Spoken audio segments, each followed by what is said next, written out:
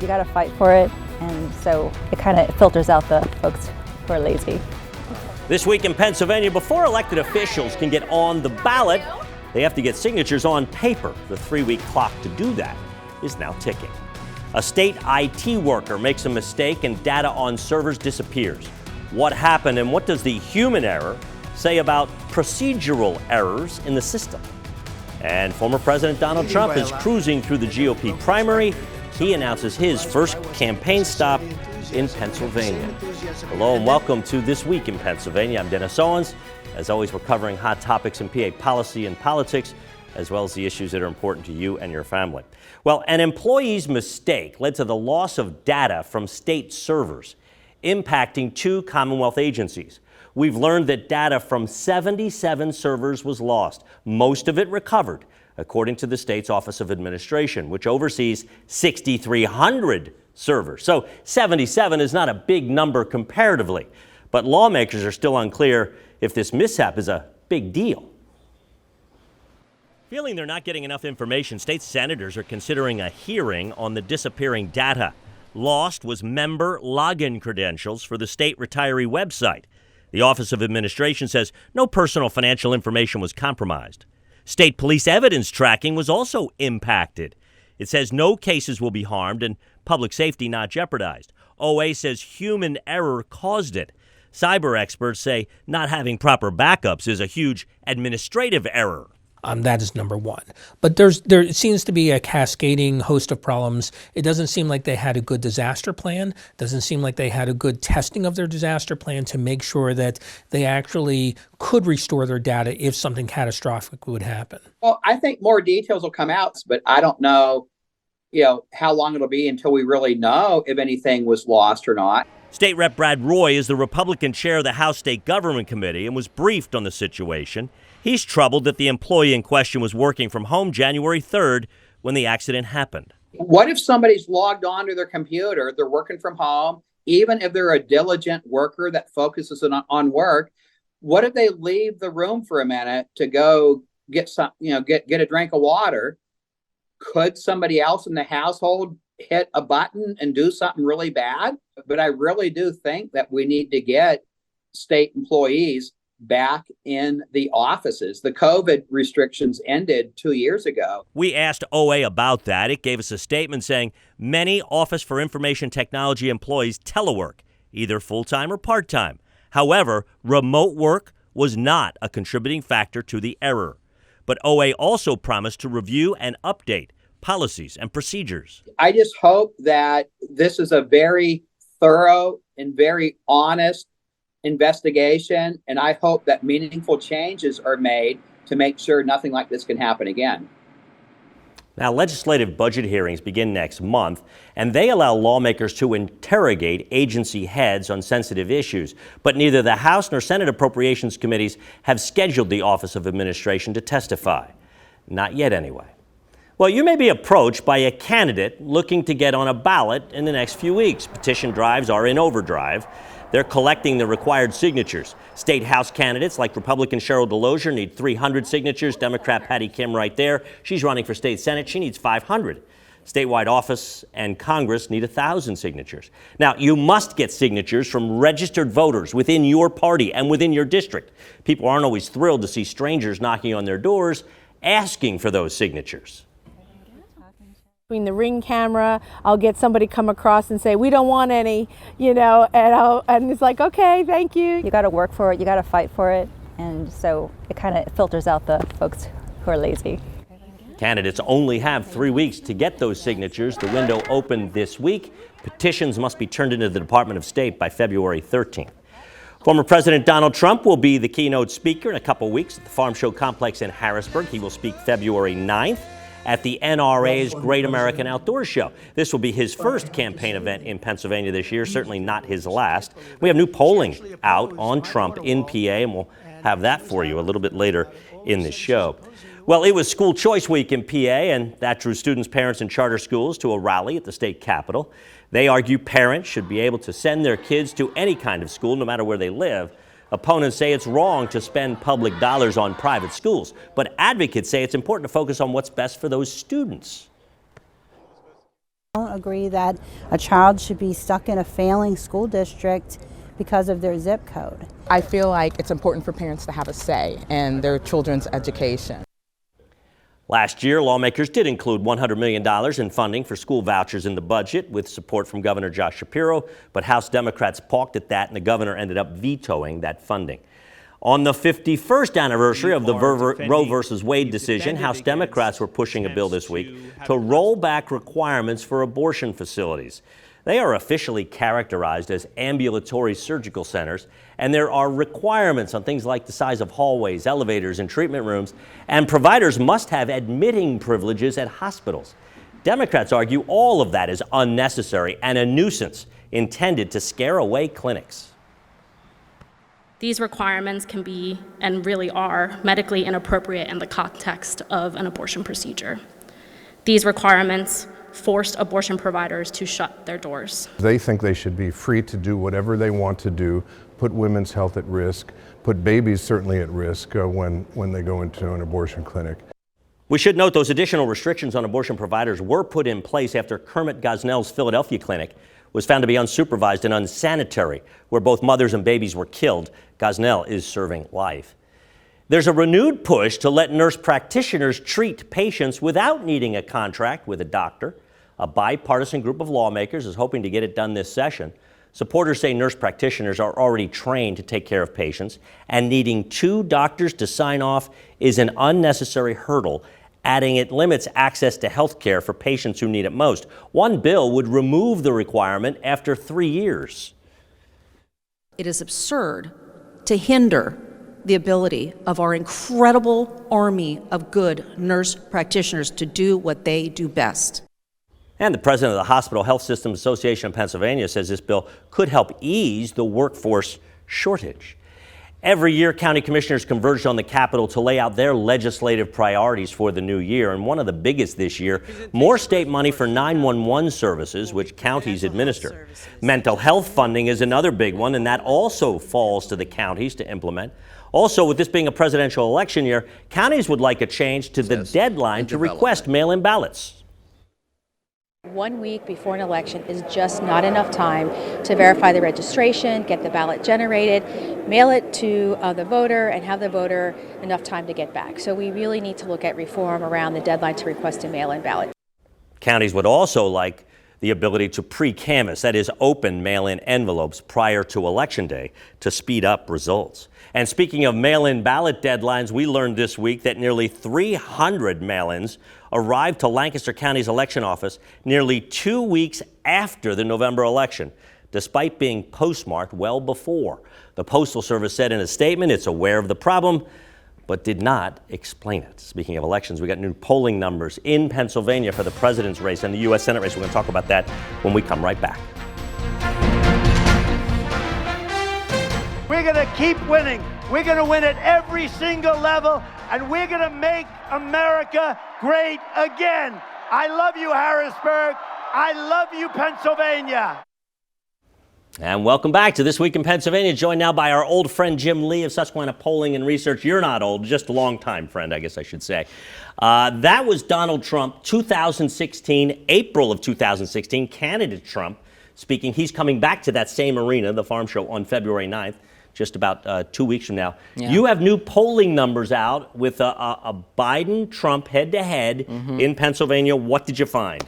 Well, Trump on that clip was talking about winning for Pennsylvania. If he wants to win Pennsylvania, he needs a surgical approach to winning this state, because Biden carried Pennsylvania with only 13 counties in 2020, 4 of those in the southeast corner of Pennsylvania. Well, he's coming to Harrisburg to talk to the NRA. In suburban Philadelphia, the NRA is not a popular brand.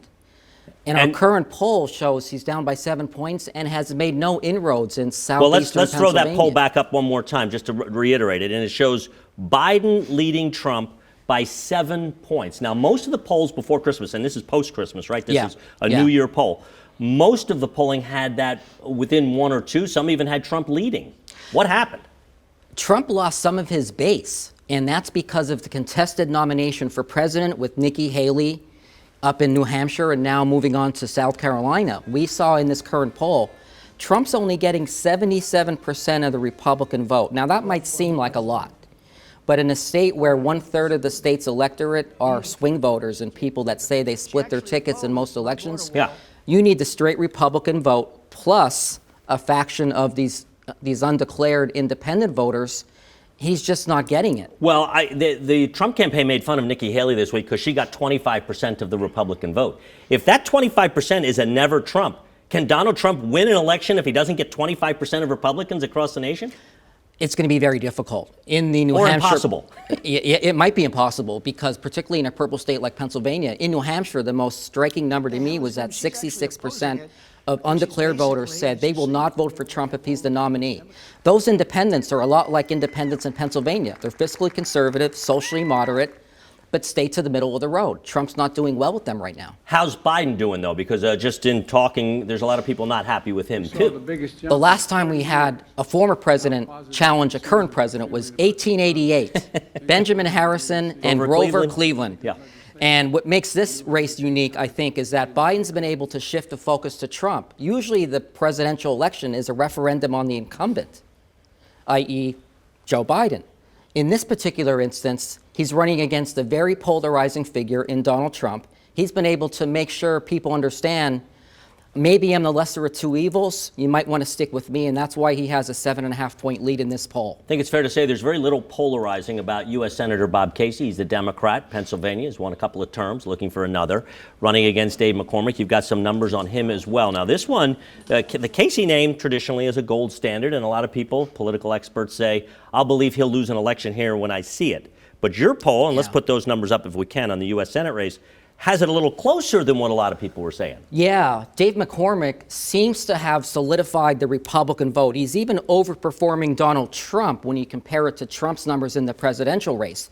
The thing about Bob Casey is the real elephant in the room, ironically, is Joe Biden. I believe that in this poll, voters are punishing Casey for Biden's record. Well, and what I've seen, Republicans are trying to tie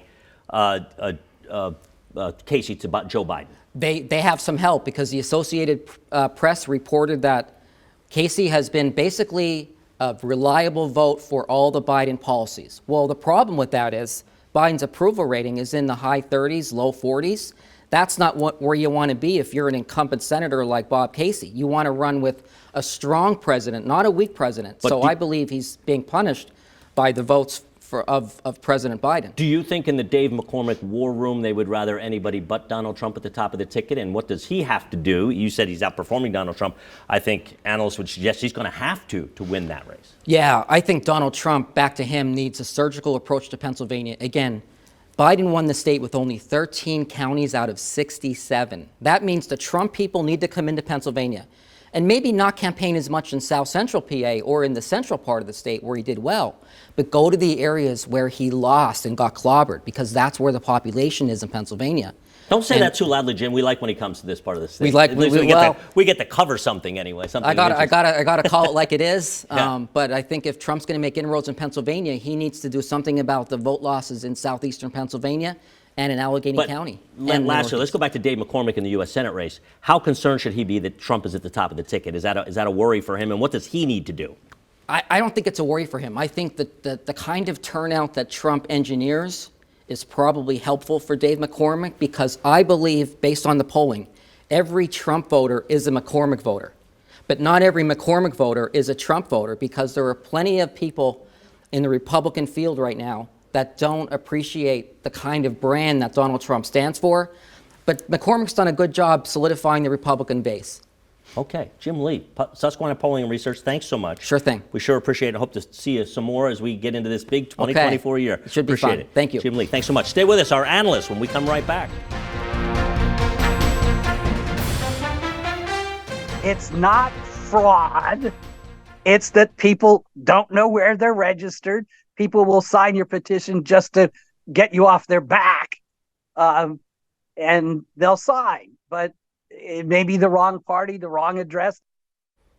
And welcome back to This Week in Pennsylvania. Our analysts, Christopher Nicholas, Eagle Consulting Group, Danielle Gross with ClearPoint Communications, and the man you just heard from, one of my favorite characters of all, Larry Otter. It's Christmas time for election lawyers. Exactly. He's an election law attorney. But the fact is, there's lots of rules. I used to be, way back, would just sign anybody's petition. My thought was, the more the merrier. Anybody wants to run, great. That's still fine.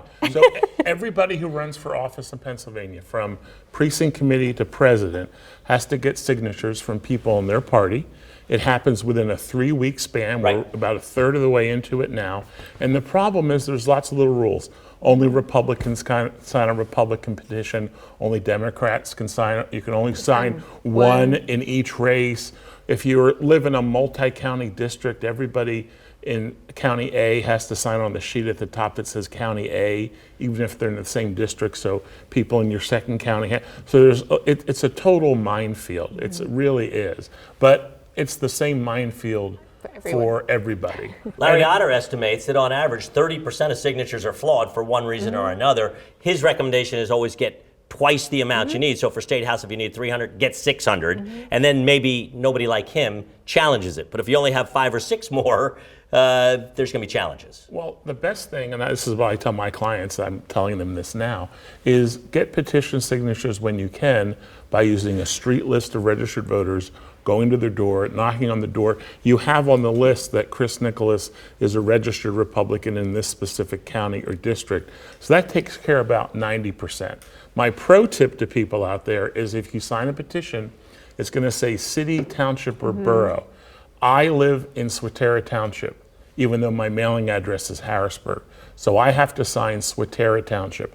That's the thing that screws up a lot of people is I'm always used to putting my address in Harrisburg. Well, I was just going to say, and part of the difficulty, I guess, Danielle, is people more and more with scams out there and things like that are probably mistrustful of people coming up to their door. Yes, for sure. And like Chris said, there's so many different rules that you have to follow. People with ring cams don't really want to answer their doors anymore. And we'll see, as a result of the petitioning period, we'll see some people naturally drop out of the race just because they don't get to the bottom line. Well, that's what I was going to ask too, because there's a number of races where we sit, the Democratic race for Congress to take on Scott Perry.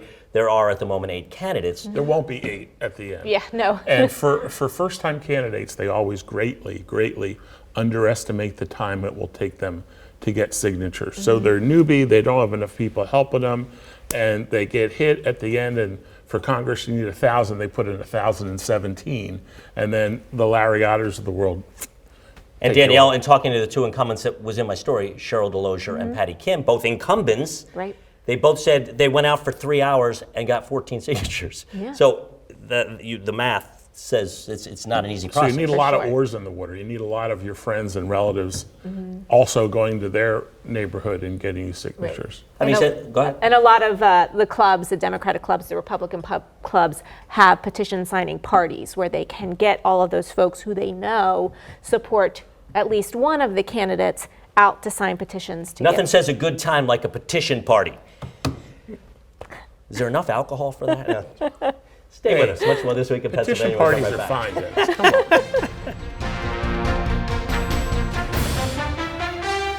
Welcome back to This Week in Pennsylvania. More with Chris and Danielle. First thing Friday morning, Governor Shapiro lays out what he calls his blueprint for funding higher ed. PA is one of the worst states for higher ed, not just basic ed, apparently, higher ed as well.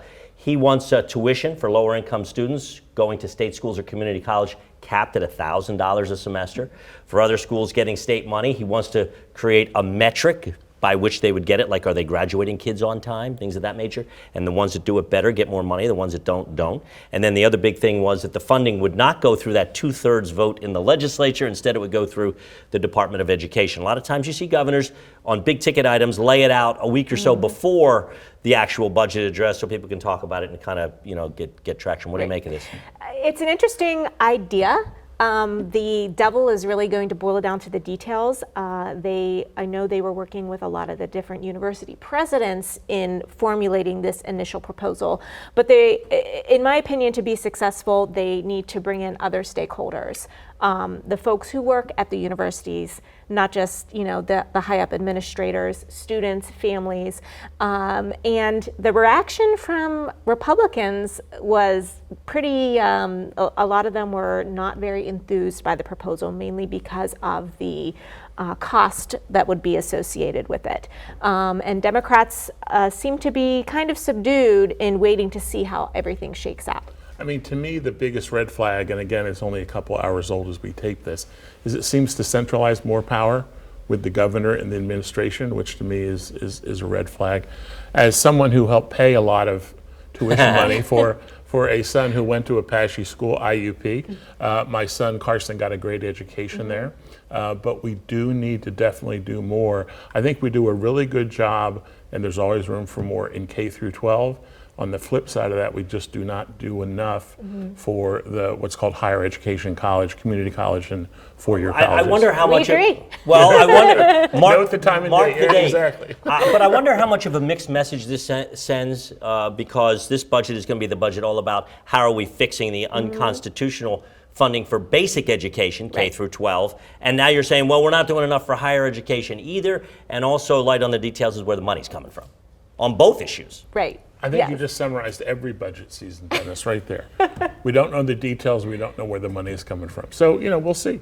We are in for a very interesting Tuesday coming up with the budget address. February 6th is the day. So that's a big week, because on February 6th, you got the budget address, and on February 9th, Donald Trump comes to Harrisburg. Okay. I don't know the Venn diagram. Well, okay, very good. Just quickly, what do you make of those polls? McCormick seems closer than normal, and Biden seems a bigger gap than normal. To me, the big news is the McCormick numbers, the McCormick-Casey numbers. It's early, but that's pretty good. Yeah. Danielle? We're getting, we'll see. I don't know.